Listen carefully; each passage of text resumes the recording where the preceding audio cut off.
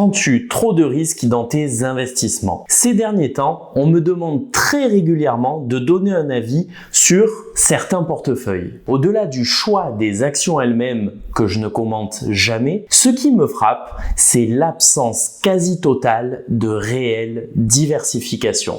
Certes, la plupart des portefeuilles comportent plusieurs dizaines de lignes, mais sont-ils pour autant diversifiés? Dans cette vidéo, nous allons voir ensemble les bons réflexes à avoir pour construire une allocation d'actifs solide.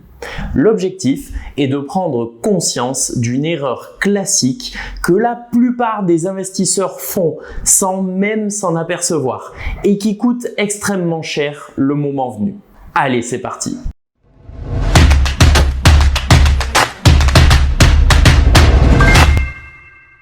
Moins 87%. C'est l'ampleur de la baisse de la bourse américaine lors du krach de 1929. On ne parle pas d'une entreprise isolée faisant faillite et dont le cours vacille en conséquence. Ici, on parle de l'ensemble du marché action. À cette époque, peu importe que tu aies investi dans 1, 10 ou même 100 actions, la valeur de ton portefeuille aurait suivi cet effondrement, transformant par exemple 100 000 € investis en 13 000 € à peine en l'espace de quelques mois. Alors certes, c'est ce que je vous répète tout le temps, les marchés boursiers sont toujours repartis à la hausse suite à une crise. Il n'y a historiquement jamais eu de période de 15 années consécutives perdantes en bourse. Mais encore faut-il être capable de garder son sang-froid lors des périodes troublées et réussir à tenir sans vendre ses positions. Lorsque tout va bien, comme actuellement, il est facile de dire que l'on conserve ses titres à vie, quoi qu'il advienne, même durant les baisses. Pour avoir connu la crise financière de 2008, je n'ose imaginer celle de 1929, il faut se remettre dans le contexte. Au-delà des baisses quasi quotidiennes de plusieurs pourcents de toutes tes actions durant plusieurs mois, dans les médias, à l'époque, c'était l'apocalypse, la fin de l'ère moderne, la fin du capitalisme, la disparition des bourses mondiales, bref, la fin du monde. Et ce, martelé chaque jour durant de longues semaines. Dans ces conditions, comment aurais-tu réagi? Avec 100 000 € investis en bourse initialement, à quel moment aurais-tu craqué et vendu tes positions pour limiter le désastre? Voir l'épargne de toute une vie partir en fumée jour après jour est très difficile à supporter psychologiquement. Aurais-tu supporté de voir baisser la valeur de ton portefeuille à 80 000 €, 50 000, 30 000, 15 000 €? Aurais-tu tenu lorsque, au plus bas de la crise de 1929, ton portefeuille de 100 000 € ne valait alors plus que 13 000 €? Très sincèrement, je ne pense pas.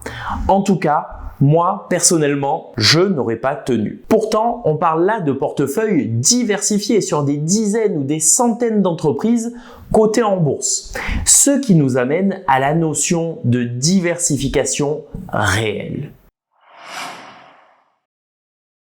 Pour cela, je dois vous parler des deux types de risques sur chaque classe d'actifs financiers et particulièrement en bourse. Le premier est le risque spécifique associé à une ou plusieurs actions. Cela se comprend facilement.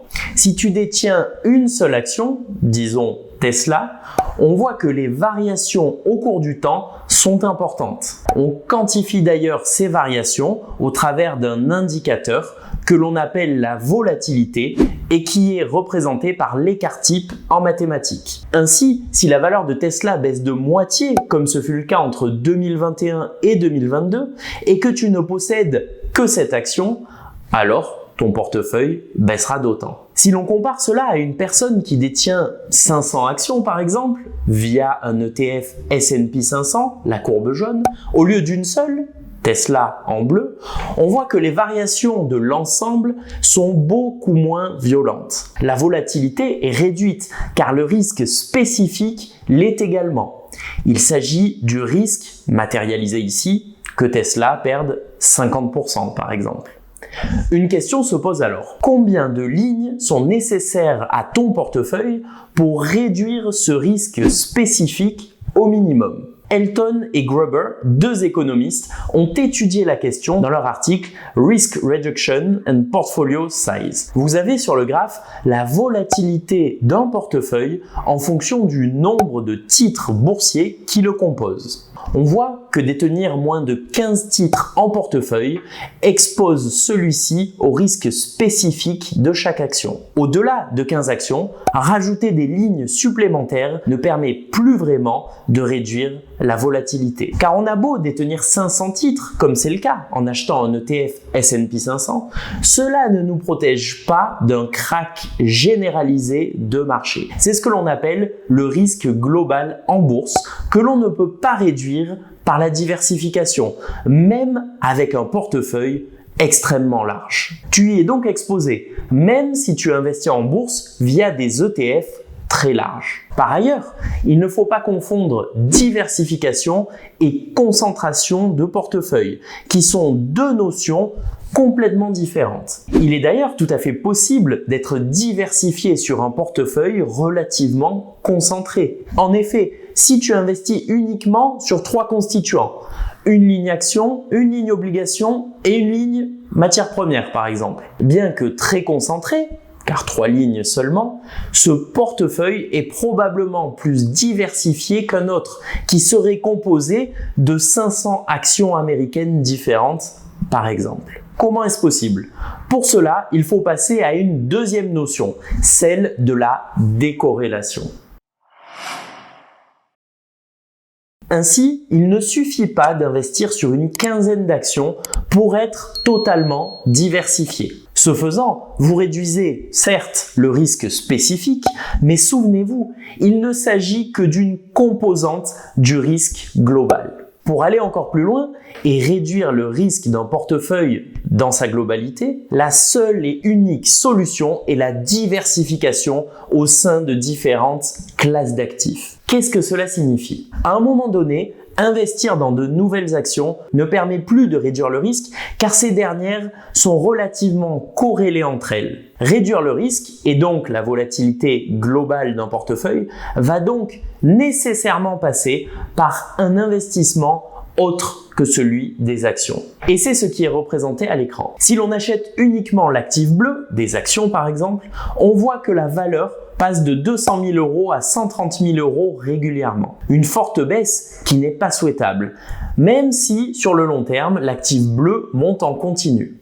L'actif rouge présente les mêmes variations, mais à l'opposé. Ici, les deux actifs ont une corrélation parfaitement négative, ce qui fait que lorsque l'un monte, l'autre baisse d'autant et vice-versa. En tant qu'investisseur, il existe un moyen de tirer le meilleur de ces deux actifs. C'est de construire un portefeuille composé à 50% de l'actif A et à 50% de l'actif B.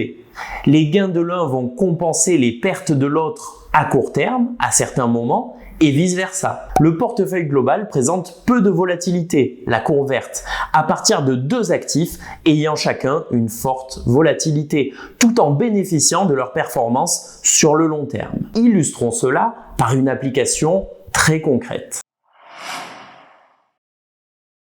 Lors de l'éclatement de la bulle Internet dans les années 2000, l'indice boursier américain Nasdaq a perdu plus de 80% de sa valeur. C'est la courbe bleue représentée à l'écran. Cet indice est composé de 100 entreprises. Il est donc non concentré, mais pas forcément diversifié, comme nous le verrons. Il est d'ailleurs assez représentatif de la plupart des portefeuilles que l'on me montre régulièrement, qui sont composés uniquement d'actions et à majorité technologiques américaines. Et le résultat que je vais vous montrer aurait d'ailleurs été très proche avec un ETF S&P 500. La courbe rouge présente sur la même période la performance des obligations long terme américaines, un actif qui présente une corrélation proche de zéro avec le Nasdaq sur la période. Enfin, en jaune, j'ai représenté un portefeuille constitué de ces deux actifs, 60% du Nasdaq et 40% des obligations. Tout d'abord, observons les performances des deux constituants pris séparément. On voit que le Nasdaq a délivré une performance 2 fois supérieure à celle des obligations, et cela au prix d'une volatilité 2 fois plus importante. Mais après tout, En étant investisseur à long terme,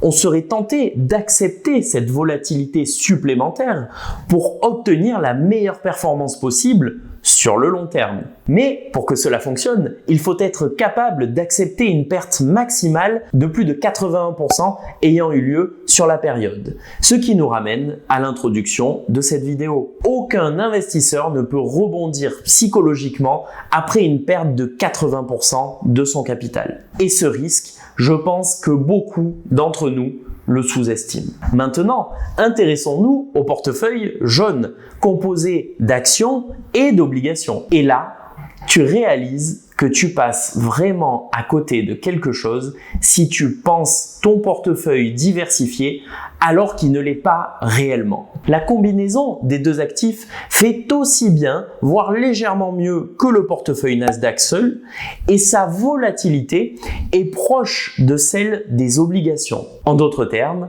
le meilleur des deux mondes. Et cerise sur le gâteau, la baisse maximale de cette combinaison n'a été que de 51% en 2000 au lieu des 81% sur le Nasdaq, soit quasiment moitié moins. Je n'ai fait qu'effleurer les possibilités offertes par la décorrélation ici. Combiner plusieurs classes d'actifs et réussir à tirer le meilleur parti de chacune d'elles est un véritable art qui ne s'improvise pas. Par exemple, une proportion trop importante d'obligations dans un portefeuille réduira inutilement sa performance. Inversement, investir trop agressivement, par exemple sur les matières premières comme le pétrole, t'expose aux risques spécifiques, vus précédemment, de ces dernières, en cas d'effondrement par exemple de la demande, comme cela a été le cas durant la crise Covid. Ce qui est, bien évidemment, à éviter. Pour les autres qui ne souhaitent pas offrir ce degré de sophistication à leur portefeuille, je vous propose tout de même une stratégie extrêmement simple à mettre en place sur Assurance Vie pour bénéficier, en partie au moins, de la décorrélation d'actifs. Appuie sur la vidéo qui s'affiche à l'écran, j'y explique tout en détail.